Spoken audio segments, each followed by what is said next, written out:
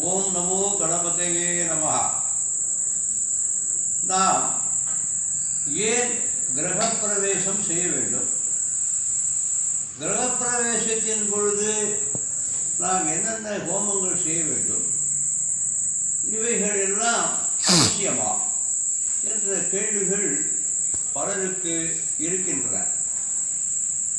பொதுவாக ஒரு காலி மனதிலோ ஒரு காலி செயலிலோ கூட இருந்தால் அந்த இடத்தில் ஈவல் அல்லது கெட்ட தேவதைகள் வந்து ஆக்கிரமித்துக் கொள்கிறார்கள் என்பது பழமொழியாக உள்ளது.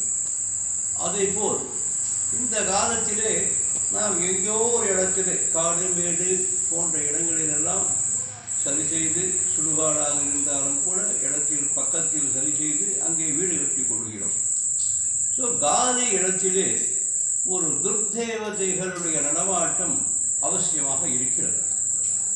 அந்த இடத்தில் கூரை மூடி நாம் வசிக்க வேண்டி இருப்பதால் அந்த இடத்தில் இருக்கக்கூடிய துர்தேவதைகளை நாம் வெளியில் அனுப்ப வேண்டும்.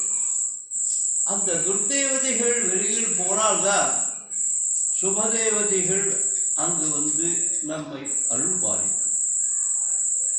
கூட நாம் கும்பாபிஷேகத்திலெல்லாம் பார்த்திருக்கலாம். முதலில் விஸ்வரூபத்திற்கான பசுமாடு புதிய விக்கிரகத்திற்கு காண்பத்தில் கண்ணாடி காண்பிப்பது, நவதானியங்களோடு சுமங்கலிகள் வருவது, குளத்தில் நீர் கொண்டு வருவது போன்ற சுப காரியங்கள் எல்லாம் இறைவனுக்கு முதலில் அர்ப்பணித்துவிட்டு தான் நாம் பொதுமக்களுக்கு தரிசனத்திற்கு அனுமதிக்கிறோம். அதே போலதான் புதியதாக நிர்மாணிக்கப்பட்ட இடத்தில் முதலில் கோதேவத்தை உள்ளே அனுப்பி கோபூஜை பண்ணி அந்த இடத்தை சுத்தம் செய்து கொள்கிறோம். அடுத்ததாக சுமங்கலிகள், 5 சுமங்கலிகள் அல்லது 7 சுமங்கலிகள் எல்லாம் புனித திரவியங்கள், நமக்கு ஆகாரத்திற்கு வேண்டிய உப்பு, அரிசி போன்ற வஸ்துக்கள், வெல்லம் போன்ற வஸ்துக்கள், குளத்தில் நீர், சுவாமி படம், இவைகளெல்லாம் எடுத்து கோபூஜை செய்து திருஷ்டி கழித்து ஒருவருவாக வலது காலை எடுத்து வீட்டில் உள்ளே நுழைகிறோம்.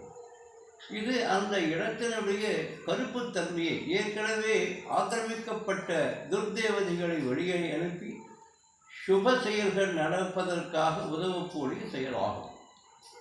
அடுத்ததாக அங்கு நாம் செய்ய வேண்டிய ஹோமம் கணபதி ஹோமம். கணபதி என்றாலே விக்கிரகத்தை அகற்றுபவர் என்று பெயர். ஆக இந்த புதிய வீட்டிலே நமக்கு எந்த விதமான விக்கிரகங்களும் வரக்கூடாது என்பதற்காக கணபதி ஹோமமும், அடுத்தது நமக்கு நல்ல காலத்தில் கிரகத்தின் அருளால் அந்த இடம் நமக்கு கிடைத்ததால் நவக்கிரகங்களுக்கு ஒரு பிரீத்தியும் நன்றி செலுத்த வேண்டும்.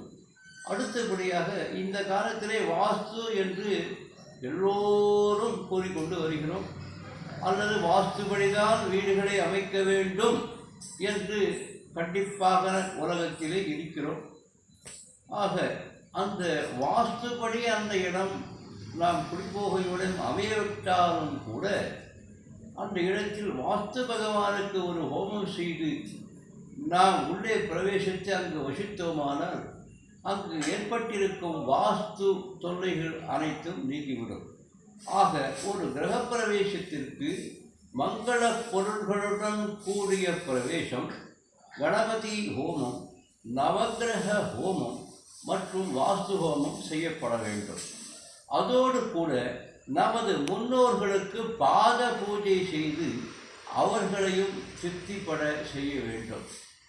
அதோடு கூட இல்லாமல் நம்முடைய சுற்றத்தார் மற்றும் நண்பர்கள் போன்றவர்களையெல்லாம் நாம் வீடு கட்டி விட்டோமே என்ற அசுமை அவர்களுக்கு ஏற்படக்கூடாது என்ற ஒரு எண்ணத்தில் அவர்களையும் அழைத்து அவர்களுக்கும் ஆகாராதிகள் கொடுத்து வெகுமானம் கொடுத்து அனுப்புவோம்.